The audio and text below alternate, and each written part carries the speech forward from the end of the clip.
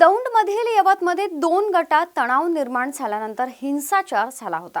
त्यानंतर यवतमध्ये जमावबंदी लागू करण्यात आली होती। त्यानंतर आज यवतमधील जमावबंदी जिल्हाधिकाऱ्यांनी उठवली असून यवतमधील जनजीवन पूर्णपणे सुरळीत झालं आहे। दौंड तालुक्यातील यवतमध्ये झालेल्या हिंसाचारामुळे लावण्यात आलेली जमावबंदी पुणे जिल्हाधिकारी यांनी पूर्णपणे हटवली असून दिनांक 5 ऑगस्ट पासून जमावबंदीमध्ये शिथिलता आणली होती। सकाळी 6 ते रात्री 11 वाजेपर्यंत बाजारपेठा चालू ठेवण्यास मान्यता देण्यात आली होती। मात्र आता यवतमध्ये पूर्णपणे शांतता असल्याने सामान्य जनजीवन सुरळीत झालं आहे। पुणे जिल्हाधिकाऱ्यांनी आजपासून सर्व जमावबंदीचे आदेश मागे घेतले आहेत। यावेळी पोलीस प्रशासनाकडून गावकऱ्यांना आवाहन देखील करण्यात आलं। जर चुकीची घटना घडली तर कुणीही कायदा हातात घेऊ नका। रितसर पोलिसात तक्रार करा। चुकीचे करणार त्याला कोणीही पाठीशी घालणार नाही। कोणी मदत करणारा असेल तर त्याची देखील बारकाईने चौकशी केली जाईल अशी विनंती वजा सूचना पोलीस प्रशासनाकडून करण्यात आल्या आहेत। यावेळी यवत येथील पोलीस स्थानकामध्ये सामाजिक शांतता सलोखा बैठकीचं आयोजन करण्यात आलं होतं। यवत पोलीस स्टेशन या ठिकाणी यवत शहरात जो मागल्या 4-5 दिवसापासून BNS 163 नुसार जो संचारबंदीचा जो आदेश माननीय जिल्हाधिकाऱ्यांनी काढला होता तो या ठिकाणी संपुष्टात आल्यानंतर सर्व समाजातील सर्व घटकांची आणि सर्व प्रतिष्ठित नागरिक या ठिकाणचे पत्रकार बंधू तसेच समाजातल्या सर्व घटकांची या ठिकाणी एक सामाजिक शांतता सलोखा बैठक या ठिकाणी आयोजित करण्यात आली होती। त्या अनुषंगानं सर्व यवतमधील सर्व नागरिकांना या ठिकाणी शांततेचं आणि सलोख्याची एक आव्हान आम्ही पोलीस स्टेशन यवत या ठिकाणी केलेलं आहे। मला असं वाटतं की या ठिकाणी जे यवतमध्ये जी घटना घडलेली आहे त्याच्या अनुषंगानं 4 गुन्हे दाखल झालेले आहेत। एक गुन्हा हा त्या ठिकाणी चुकीच्या पद्धतीचा सोशल मीडियावरती मेसेज फिरवण्यावरती झालेला आहे। तर अशा पद्धतीचे गुन्हे जे दाखल झालेले आहेत त्या अनुषंगाने ही काही लोक या गावातून यापूर्वी निघून गेलेले आहेत। काही लोकांचा त्या ठिकाणी त्या व्हायलन्समध्ये सहभाग नव्हता, परंतु ते इकडं तिकडं फिरत होते, मॉबमध्ये होते। आम्ही सर्व त्याचं ॲनालिसिस केलेलं आहे। तर त्या व्यक्तींनाही त्या ठिकाणी आम्ही बोलावून चौकशी करणार आहोत। त्याचबरोबर या ठिकाणी ही परिस्थिती जी आहे ती आता बदलून पुन्हा यवत शहरातील जी पूर्ववत सिस्टम आहे ती पुन्हा सुरू करण्यासाठी आम्ही सर्व व्यापारी त्या ठिकाणी दुकानदार सर्व समाजातील घटकांना या ठिकाणी आम्ही प्रोत्साहन दिलेलं आहे। आणि यवतमध्ये तरीही आम्ही काही दिवस या ठिकाणी फोर्स आणि आमचं डिप्लॉयमेंट बंदोबस्त डिप्लॉयमेंट ठेवणार आहोत। तर ही सर्व माझी सर्व पत्रकार बंधूंनाही विनंती आहे की या अनुषंगानं सर्व गावामध्ये आणि इतर पंचक्रोशीमध्ये ही जी आम्ही जी सलोखा शांतता बैठक ही केलेली आहे त्याचा संदेश देण्यात यावा आणि इथून पुढे कुठलीही अनुचित प्रकार घडणार नाही असं आवाहन आम्ही पोलिसांच्या वतीनं करतोय।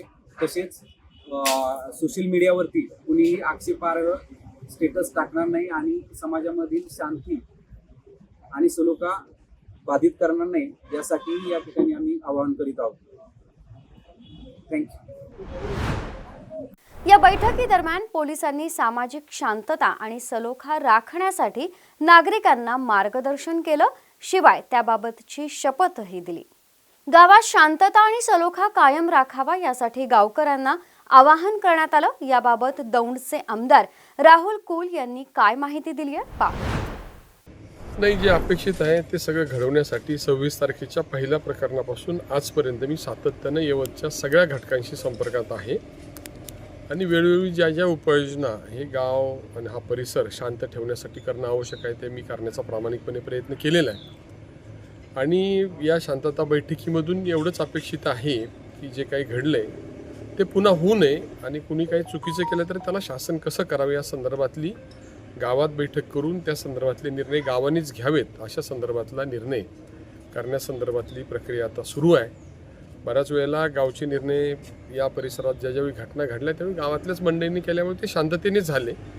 कधी कधी सगळ्यांचाच उद्देश चांगला नसतो आणि शेवटी गाव आपणच चालवावं या उद्देशाने सगळ्यांनी एकत्रित मिळून पक्ष, जात, पात, आडनाव हे सगळं बाजूला ठेवून गाव म्हणून निर्णय करण्यासाठी शांततेने बैठक घेऊन हे गाव सुरळीत करण्याचा सगळ्यांचा प्रयत्न आहे आणि तसंच अपेक्षित आहे. पोलिसांकडून एकंदरीत आरोपींना पकडण्यासाठी प्रयत्न केले जात आहेत. एकंदरीत 19 आरोपी देखील सिद्ध झालेले आहेत. या आरोपींच्या संदर्भात आज शांतता बैठकीमध्ये काही पॉझिटिव्ह बाजू असं वाटतं?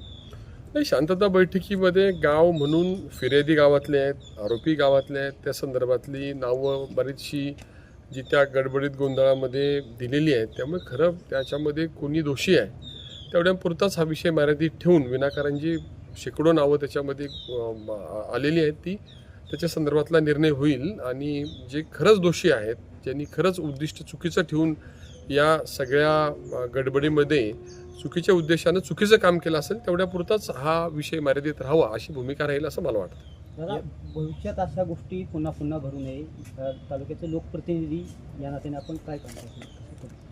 नाही, मी आता पहिल्यांदा ज्या दिवशी पहिली 26 तारखेला घटना घडल्यानंतर प्रांत तहसीलदार, माननीय DYSP या सगळ्यांना विनंती केली आणि सूचना केल्या की अशा प्रकारची जी ठिकाणं आहेत जिथं भावना दुखावण्याची भविष्यामध्ये शक्यता आहे त्या ठिकाणी वॉल कंपाऊंडपासून तर ग्रिलपर्यंतची कामं आपण हाती घेऊ. त्याच्या संदर्भातलं सर्वेक्षण केलं जातं आहे आणि कोणत्याही सार्वजनिक ठिकाणी ज्या ठिकाणी भविष्यामध्ये असं काही व्हायची शक्यता आहे ती ठिकाणी संरक्षित करण्यासाठी आम्ही एक प्लॅन तयार करतोय आणि तो झाला तर भविष्यामध्ये प्रत्येक ठिकाणाची जबाबदारी मग ग्रामपंचायत असेल, एखादी संस्था असेल, एखादं मंडळ असेल त्यांच्याकडे देऊन अशा प्रकारचा पावित्र्याचा भंग होणार नाही याची काळजी आम्ही तालुका स्तरावर घेतोय. जिल्हाधिकारी यांच्याकडून एकंदरीत 6 दिवस जमावबंदीचे आदेश देण्यात आले होते. आज खऱ्या अर्थाने पूर्णतः जमावबंदी हटवली जाते. मागचे प्रत्येक दिवशी जिल्हाधिकाऱ्यांच्या पासून सगळ्या अधिकाऱ्यांशी मी संपर्कात आहे आणि या परिस्थितीमध्ये गावातल्या लोकांच्या ज्या अपेक्षा आहेत त्याप्रमाणे त्या टप्प्यामध्ये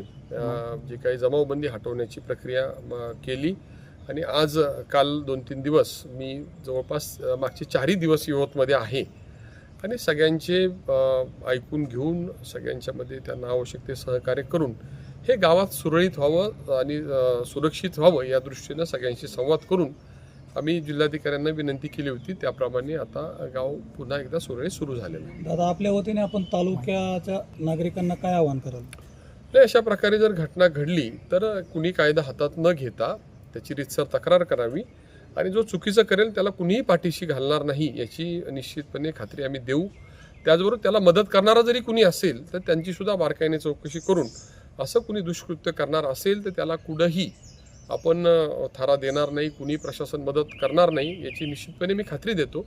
परंतु असं कुणी काही चुकीचं केलं तर कायदा हातात घेऊ नये अशी सुद्धा माझी प्रामाणिकपणे विनंती तालुक्यातील सगळ्या विशेषतः तरुण मंडळींना राहील. दादा, भाजपचे नेते विजयकुमार गावित भाषणात असे म्हणाले की शिंदे गटाच्या आमदारांची मस्ती गिरवायची, कसं पाहता? नाही, आता तो माझ्या स्कोपच्या बाहेरचा विषय आहे. त्यांनी काय बोलले हे मलाही माहीत नाही आणि मी त्याच्याकडे काय बघण्याचं कारणही नाही. एकूणच हिंसाचाराच्या घटनेनंतर यवतमध्ये शांतता कायम असून जनजीवन सुरळीतच झालं आहे. त्यामुळे येथील नागरिकांमध्ये समाधानाचं वातावरण आहे. ब्युरो रिपोर्ट सुंदर कुसाळकरसह दौंड, पुणे. घ्या परदेशात भरारी, तेही सर्वसामान्यांना परवडणारी. 1 रुपया भरा आणि थायलंडमध्ये फिरा. सचिन इंटरनॅशनल घेऊन आले आहेत जगातली सर्वात स्वस्त परदेश टूर. पूर्ण 5 दिवसांचं पॅकेज आता फक्त 32,999 रुपयांमध्ये. पॅकेजमध्ये विमान प्रवास, हॉटेल, ब्रेकफास्ट, ट्रान्सपोर्ट आणि प्रेक्षणीय स्थळे. सचिन इंटरनॅशनल 18 वर्षांपासून पर्यटन क्षेत्रातील एक विश्वसनीय नाव. सचिन इंटरनॅशनल सोबत मनसोक्त फिरा. संपर्क 7767989898.